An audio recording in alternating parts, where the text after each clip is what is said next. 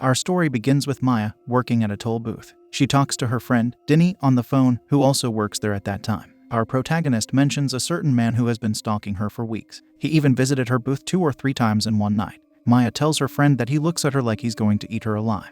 Denny's advice is to not look the drivers in the eyes. Soon, that man arrives. When he stops, we see how he looks at her. Maybe it doesn't seem like he wants to eat her, but it's more than unpleasant. Maya informs Denny that he's there, looking at her. A truck has to come behind him to force the creepy man to drive off. However, her night is not meant to be simple. She looks out of her booth to see that he's parked on the side of the road. He starts walking toward her, and now Maya is scared. Denny informs her that she's calling the office. Having her window closed, Maya looks for a weapon. Unfortunately, there is nothing there for her to use. Soon the unsettling moment arrives, as she receives a knock on her window. So she opens it, to tell the creepy man that security is coming. But all he does is ask if her name is Raheu. Scared, she tells him her name. Denny yells out of her booth, telling the man not to mess with her. Then he asks if she's from a certain village, which prompts her to ask what he wants. His third weird question is if her father has a certain name. Maya does not answer him, making the creep walk away. She looks back out again, to see something much worse than the first time. The man is coming back with a machete. Maya tries unlocking her door, yet it is jammed. Luckily, she manages to open it to start running away. The maniac trails her, and it doesn't take long for him to bring her down. He cuts her leg before getting ready to take her life. Bad luck strikes him, though, because a policeman arrives to point a gun at the man. At that moment, we get to hear why he's doing this ghastly deed. He tells Maya they don't want what her family left behind. Despite his words being cryptic, Maya has something to work with. He tries to end her again, yet the officer shoots him. The next scene has Maya walking outside, until she comes to Denny, working at a clothes store. Of course, after such an incident, they no longer work at the toll booth. Maya tells her that she's going away for a week. Occupying a washroom stall now, Maya shows Denny an old photo of her with some people she thinks could be her parents. The attack she experienced caused her to find it at her aunt's place. She never saw photos of her parents, along with being too young to remember what they looked like. Raheu is written on the photo's back. To that, Denny says the psycho was correct about it being her name. Maya remembers her aunt calling her that. She also knows where the house in the photo is located, because the maniac mentioned the name. This could be a chance for them to start a new life, Maya tells her friend. Left alone, Maya touches the wound on her leg and finds a small piece of paper in there. How did it get there? So she unravels it to reveal a message written on it. The note is important enough for her to take its picture with her phone. Later, we see the friends riding on a bus together. When Denny goes to the washroom, a man behind Maya tells her he coughs sometimes, so the spirits don't bother the passengers. He doesn't want her to think he's weird. He is a university lecturer. Russian literature is what he loves teaching, though he studies many languages. Since that is the case, Maya asks if he knows Javanese.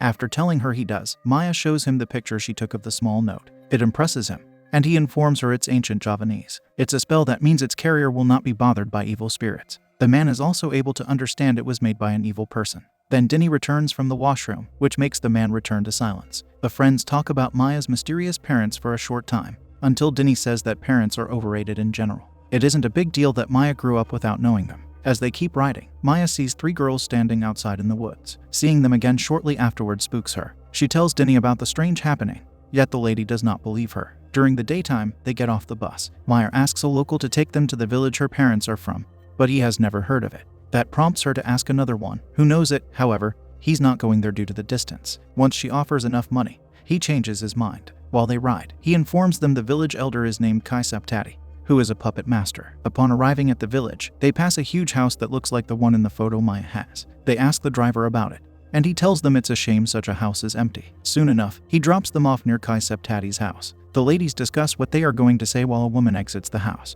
Denny says they are there to see Saptati. When the woman asks what for, Maya lies that they're writing a book on puppet masters. All that the woman says is that he will return in the evening. The duo then passes through a gate to come back to the huge house. After undoing the chains on the front door, they step inside. They realize the house has been empty for a long time. We discover that Maya left it around 20 years ago. In one room, there is a giant portrait of a man. It is unknown who it is. One of the girls claims the house was abandoned in a hurry, because all the furniture is still intact. It is an interesting house, and they find themselves walking inside. Alone in a room, Maya finds some pictures in a drawer to start looking through them. As she does, we see a shadowy figure advancing slowly in her direction. But it's not the time for fear, because it turns out to be Denny wearing a cover. She is impressed with the size of the house, thinking Maya could get a lot of money for selling it. Maya's mind, however, is occupied with the pictures she just looked through. She is puzzled as to why she's not in any of them. After that, the ladies walk along the graveyard outside the house. They talk about how the lifeless take up space that could be used for the living instead. At that graveyard, Maya finds the graves of her parents and feels it necessary to give a small prayer. There are many graves dedicated to children there, Denny notices. While they keep looking around, the duo see some villagers looking at them. Their stares are currently a mystery. At night, the ladies decide to sleep in the house. Maya wakes up because she hears something.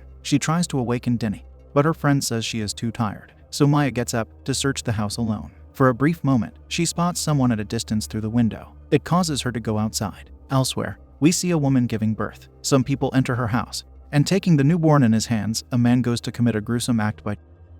In the morning, Maya stands with Denny at the doorway to observe how several people are carrying something like a casket. It makes Maya think that someone has passed away, so the ladies go after them to investigate. What they witness is another placement of a baby into the earth. The people spot Maya with Denny and come to them. The leader mentions that they came to his house to see him. Supposedly, he is Kai Septati. He also asks why they chose this village. Maya lets him know they visited other villages where puppet mastery is performed. Then they heard of him, which made them visit his village. Upon being asked, Maya says they are 20 years old. Septati tells them to come to his house if they want to talk. Something is unsettling about all of them. As the ladies walk away, Denny says they need to leave the place quickly. Yet Maya thinks they should stay a little longer. She wants to ask Septati if the house truly belongs to her family. What Denny wants to know is how her friend is going to ask about the house without revealing she is Rahab. She adds that it's risky, because someone who knew that name tried to take her life. Maya responds that they should keep playing along as students, because nobody tries to attack students. Following this, Maya goes to buy some food from a local seller. She asks the lady if she knows anything about the house they're staying at. The seller replies that a family used to live there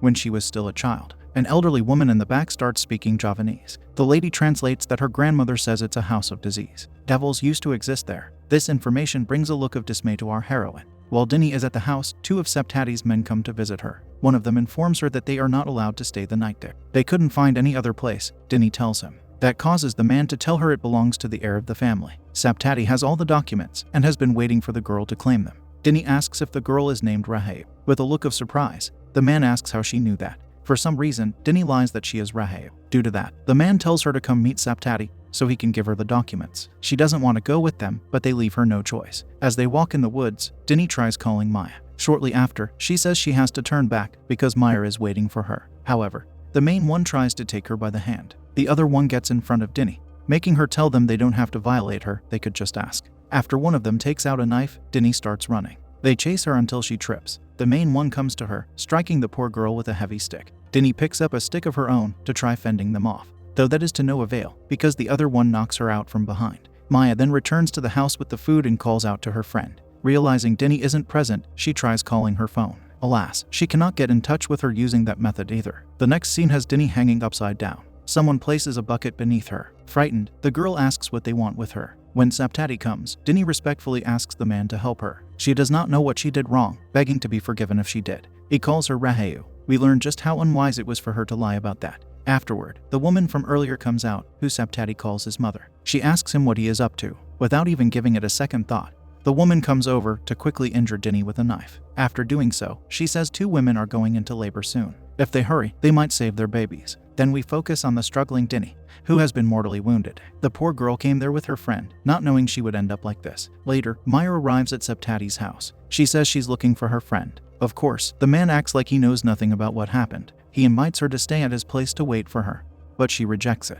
At night, we observe a gathering of the villagers somewhere. Septati sits behind a covering to perform his puppet mastery. Watching it, a man in the audience tells his pregnant wife that their baby will be all right. People play instruments behind Septati to put on an engaging show. Soon enough, Maya arrives. She meets Denny's captors, telling them she wants to talk to Septati regarding the information on her friend's whereabouts. The main one tells her they looked for her, yet were not able to locate the girl. Back at the house, Maya suffers because of Denny's absence. Calling her phone still doesn't work. Unexpectedly, a child appears to tell Maya a woman is going into labor. The girl invites Maya to witness it. Her sudden presence is certainly strange. We see the labor happening. Maya spies on the act by looking through a hole in the wall from outside. Once the baby is born, Septati, the father of the child, is upset, telling Septati that he promised him a healthy baby. After calling the village leader a liar, Septati slaps him several times. He says he's doing everything he can to help the people of the village. In shock because of what she saw, Maya backs away. In doing so, she makes a loud sound by mistake. Behind her stands the lady who Maya bought food from earlier. She helps Maya hide from Septadi's crew for some reason.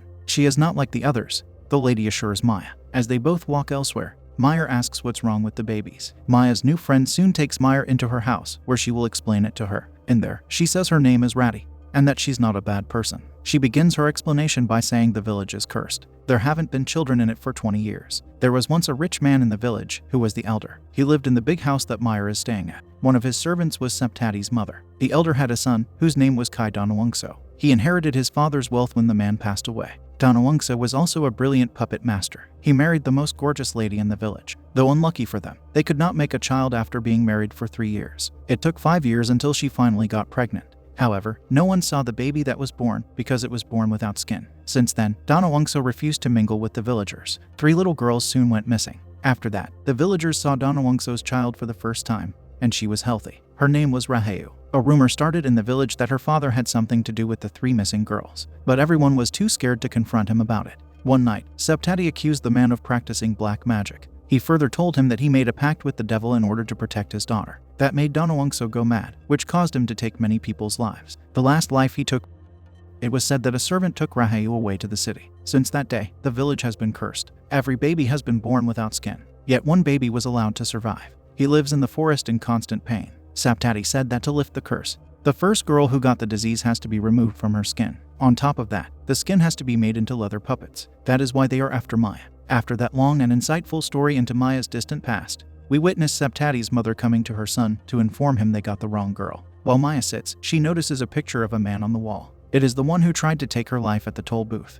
Asking Ratty who he is, she reveals him as her husband. Meanwhile, we see Septadi's main henchman talking to the villagers about finding Maya. He wants them to block the exits. Ratty says that her husband went to the city 3 months ago to look for a cure. The lady is pregnant. She reminds Maya that she met her grandmother at the food stand. She is a good shaman, according to Ratty. The wisdom she gave to her granddaughter is that if someone makes a pact with the devil and a curse is born, it can never be reversed. It will only turn into another curse. That is why Ratty is not hostile toward our heroine. Then Ratty gets a visit from 2 of Septadi's men. They want to know if she's seen the city girl. They allow themselves inside, where they talk about what they did to Denny. Hiding under the table, Maya hears it, which brings her agony. All this time, she thought Denny was just missing somewhere. After they leave, Ratty says she's sorry for Maya's friend. While many of the villagers perform their search for Maya, she calls someone to pick her up. The man makes haste on his motorbike. As Maya runs with Ratty, Maya gives her new friend the upsetting news about what happened to her husband in the city. Hearing this drops the lady to her knees. Subsequently, Maya's ride arrives. After being greeted by the villagers,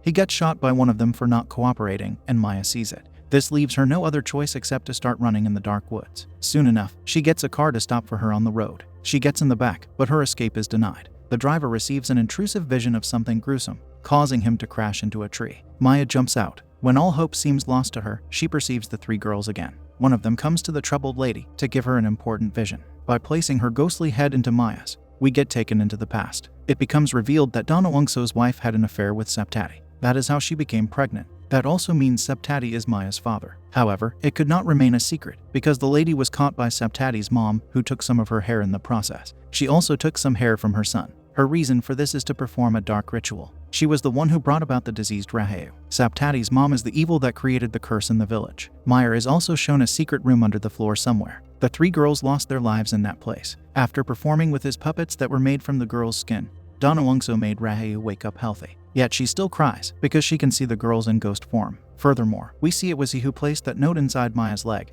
that she found 20 years later. Donawungso then gets knocked out for Septadi to take over. At that moment, we see it was Septadi who ended many people, not Donawungso. Rada's story was incorrect. He also ended Maya's mother. Shortly after, he used Donawungso's hand to take his life, making it look like the man did it to himself. Following that revelation, one of the girls tells Maya to bury their skin with their bones, so that the curse will disappear. That is when Ratty wakes Maya up to tell her they have to leave. Surprisingly, she still wants to help. Later, the duo enter a place where Maya collects a box that has the skin of the girls. Because everything was revealed to her in the vision, she knows where everything is. Next, they enter the room under the floor. In there, the ladies dig until they find the bones that are supposed to be there. That allows Maya to do as she was told, placing all the remnants into the box to bury it. Once she does that, Maya perceives the 3 young girls standing nearby. But their presence is short-lived. Now, Maya wants to stay there to be sure the curse has been lifted. Ratty gives her the good news that a woman is going into labor tonight. Afterward, Septadi's mom comes in. This prompts Maya to urge her friend to leave. She wants her to go to the pregnant woman, so she does. Saptati's mother informs Maya that Donalungso's dad was intimate with her, so Saptati is the half-brother of Donalungso. At that point, Maya tells her that all of this mess is her fault. The response she gets is that she's a mistake that needs to be erased. That is when Saptati's henchmen arrive, and one of them knocks Maya out. She awakens in the same position Denny woke up in earlier. She tries to reason with Saptati that there is no more curse, so she should be released. After telling him about the 3 girls, Maya also says she's his daughter while crying. His mother put a spell on him to make him forget. The mentioned woman stands there, unable to listen to Maya anymore. Saptati asks her whether that is true. He also says he had enough of her controlling his life. That makes the evil woman place a knife to herself, telling him to choose between her and Maya. Saptati decides to take his daughter's life.